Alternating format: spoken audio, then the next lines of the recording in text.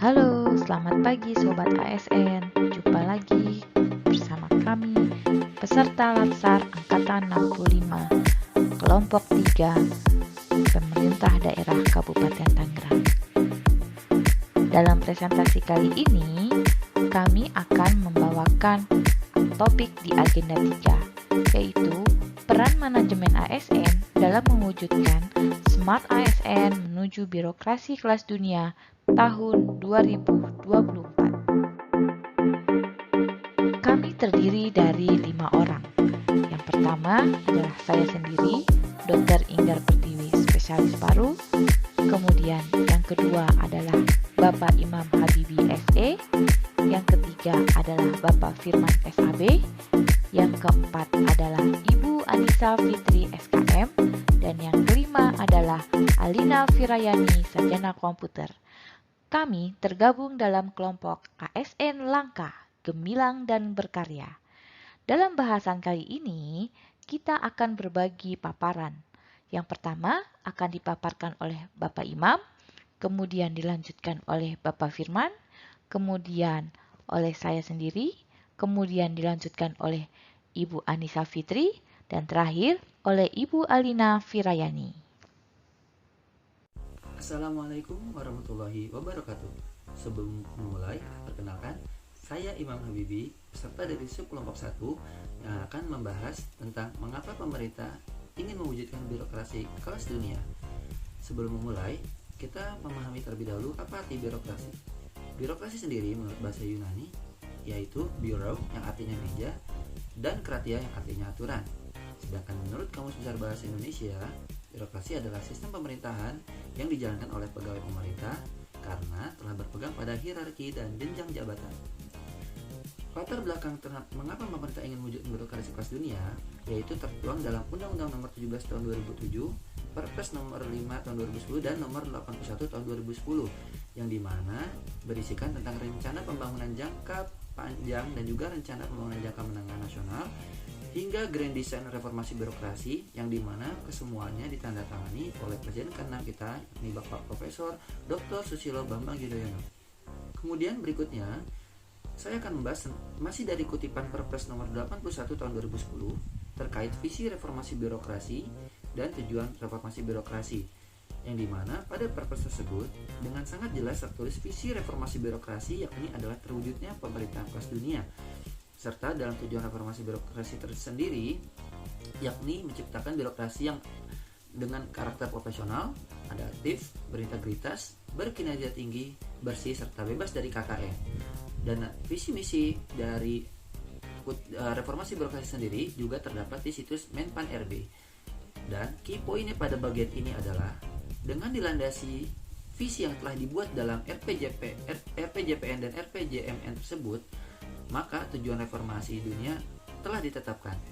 Adanya perubahan culture, mindset ke arah yang lebih profesional, produktif dan akuntabel dalam memberikan pelayanan prima bagi masyarakat oleh ASN menuju era persaingan global yang semakin ketat. Kemudian, pada bagian berikutnya, yakni adanya pola pikir pencapaian visi reformasi birokrasi, area dan hasil yang diharapkan, dan juga adanya timeline yang telah dibuat oleh pemerintah dalam sasaran di tiap 5 tahunnya. Kemudian, pada bab berikutnya atau bagian berikutnya, mengapa dibutuhkan Smart ASN untuk mewujudkan birokrasi kelas dunia? Saya akan memulai dengan latar belakang masalah, yakni mengapa? Karena pada Global Talent Competitiveness Index pada tahun 2020, Indonesia di kawasan Asia Tenggara berada di posisi kelima dari 9 negara. Sehingga hal itu membuat pemerintah berpikir ada pentingnya Smart ASN untuk mewujudkan birokrasi kelas dunia, di mana situasi saat ini adanya kurang lebih 4 juta PNS hingga di dalamnya ada tantangan baik dari internal dan eksternal, serta disusunlah program strategis oleh pemerintah dari perencanaan hingga reformasi kesejahteraan yang dimana Smart ASN sendiri tersebut akan menjawab tantangan dari masalah-masalah tersebut. Kemudian pada bab terakhirnya atau bagian terakhir, how ataupun bagaimana solusinya, maka pemerintah telah membuat kebijakan Human Capital Management yang terdiri dari 6P serta adanya beberapa program unggulan. Sekian yang dapat saya sampaikan, akan dilanjutkan oleh rekan saya berikutnya yakni Bapak Firmansyah. Terima kasih. Assalamualaikum warahmatullahi wabarakatuh. Perkenalkan, saya Firmansyah dari sub kelompok 1, kelompok 3, angkatan 65. Pada kali ini saya akan menjelaskan tentang Smart ASN. Baik, yang pertama adalah integritas. Integritas didefinisikan sebagai konsistensi berperilaku yang selaras dengan nilai, norma, dan atau etika organisasi, dan jujur dalam berhubungan dengan atasan, rekan kerja, bawahan langsung, dan pemangku kepentingan, serta mampu mendorong terciptanya budaya etika tinggi, bertanggung jawab atas tindakan atau keputusan beserta risiko yang menyertainya. Yang kedua adalah nasionalisme. Sebagai seorang aparatur negara, memiliki sikap nasionalisme tentu sudah menjadi suatu keharusan. Seorang ASN harus memiliki sikap nasionalisme, yang salah satunya adalah nasionalisme Pancasila, yang dapat kita pahami sebagai sebuah pandangan atau paham kecintaan manusia Indonesia terhadap bangsa dan tanah airnya, yang didasarkan pada nilai-nilai luhur Pancasila. Yang ketiga adalah profesionalisme. Ialah sifat-sifat seperti kemampuan, kemahiran, cara pelaksanaan sesuatu, dan lain-lain, sebagaimana yang sewajarnya terdapat pada atau dilakukan oleh seorang profesional. Profesionalisme berasal daripada profession yang bermakna berhubungan dengan profession dan memerlukan kepandaian khusus untuk menjalankannya. Jadi profesionalisme adalah tingkah laku, kepakaran atau kualitas dari seseorang yang profesional. Yang keempat adalah berwawasan global. Upaya membentuk ASN yang berwawasan global merupakan salah satu bagian penting dari pengembangan kompetensi aparatur sipil negara untuk mewujudkan visi Presiden, yaitu terwujudnya Indonesia maju yang berdaulat, mandiri, dan berkepribadian berlandaskan gotong royong. Sekian informasi yang bisa saya berikan. Assalamualaikum warahmatullahi wabarakatuh. Terima kasih Bapak Firman. Karakteristik Smart ASN yang selanjutnya adalah menguasai bahasa asing. Bahasa asing perlu dikuasai oleh tiap-tiap ASN. Tidak hanya bahasa Inggris, tapi juga bisa bahasa yang lain. Misalnya, bahasa Jepang, bahasa Mandarin, atau bahasa lain dari negara di Eropa. Penguasaan bahasa asing yang baik diharapkan dapat mempermudah kerjasama lintas global serta memungkinkan pengembangan potensi dan kompetensi dari ASN itu sendiri. Karakteristik yang lain adalah hospitality. Hospitality atau keramahan adalah sifat yang ditunjukkan oleh seorang pelayan publik. ASN sejatinya adalah pelayan publik. Pelayan publik yang baik dapat menunjukkan keramahan, baik itu dalam bertutur kata, baik dalam bersikap, atau dalam menyatakan pendapat. Yang selanjutnya adalah sifat entrepreneurship. Sifat entrepreneurship yang dimaksud adalah jiwa-jiwa kewirausahaan yang harus dimiliki oleh seorang ASN. Misalnya, keberanian, kreativitas, inovatif, pantang menyerah, dan cerdas dalam menangkap peluang. Karakteristik yang lain adalah memiliki hubungan yang luas. Hubungan yang luas atau networking yang luas akan membantu kita dalam bersinergi dengan bagian lain atau orang dari instansi di luar ASN. Hal ini tentu saja akan mempermudah aparat negara dalam memberikan pelayanan terbaik untuk masyarakat. Demikianlah karakteristik yang ada dalam Smart ASN. Kedepannya, karakteristik ini dapat kita masukkan dalam kegiatan-kegiatan manajemen ASN.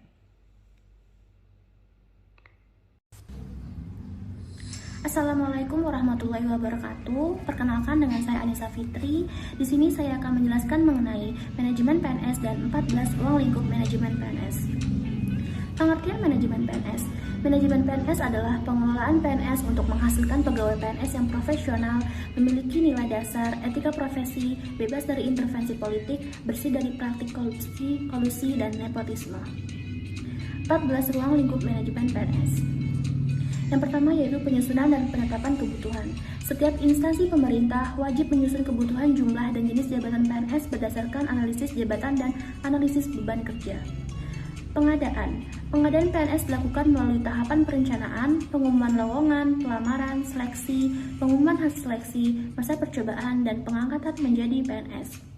Selanjutnya yaitu pangkat dan jabatan. Pengangkatan PNS dalam jabatan tertentu ditentukan berdasarkan perbandingan objektif antara kompetensi, kualifikasi, dan persyaratan yang dibutuhkan oleh jabatan.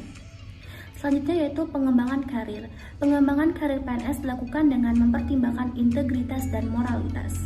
Selanjutnya yaitu pola karir. Setiap instansi pemerintah menyusun pola karir PNS secara khusus sesuai dengan kebutuhan berdasarkan pola karir nasional.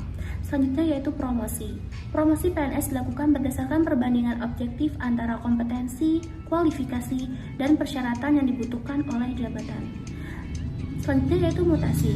Mutasi pegawai dilakukan dengan mempertimbangkan kualifikasi, kompetensi, dan kebutuhan instansi.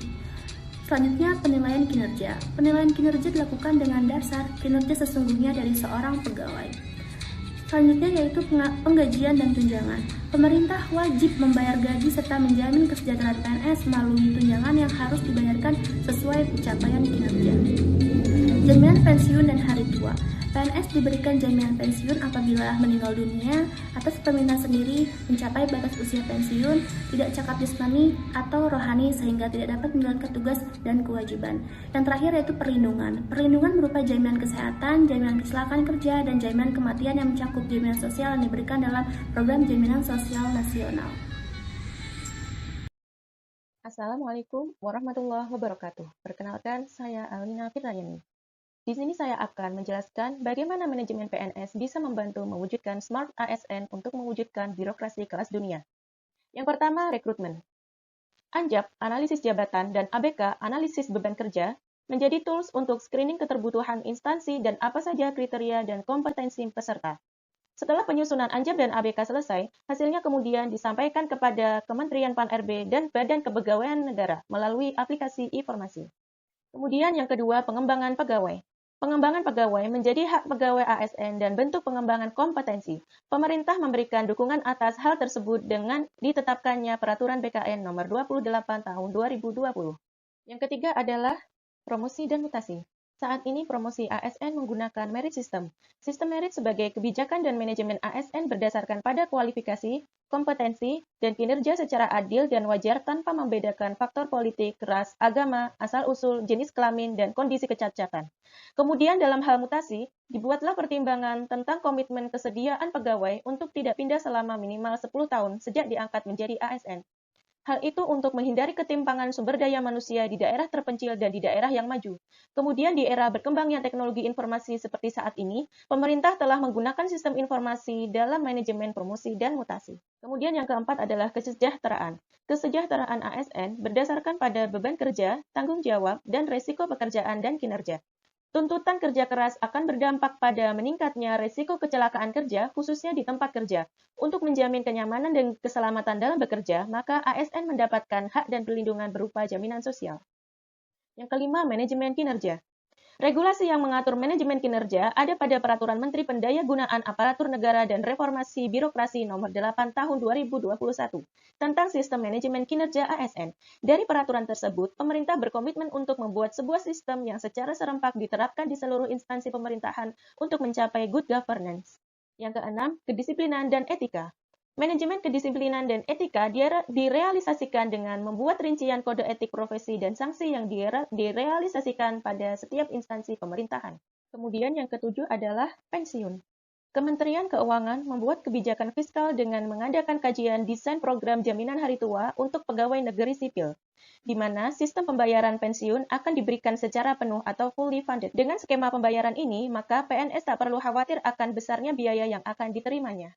Dari deskripsi ruang lingkup tersebut, maka bisa disimpulkan bahwa manajemen ASN menjadi senjata untuk meningkatkan kualitas ASN dengan menyeimbangkan antara terpenuhinya hak ASN dan terlaksananya kewajiban dengan sebaik-baiknya oleh para ASN.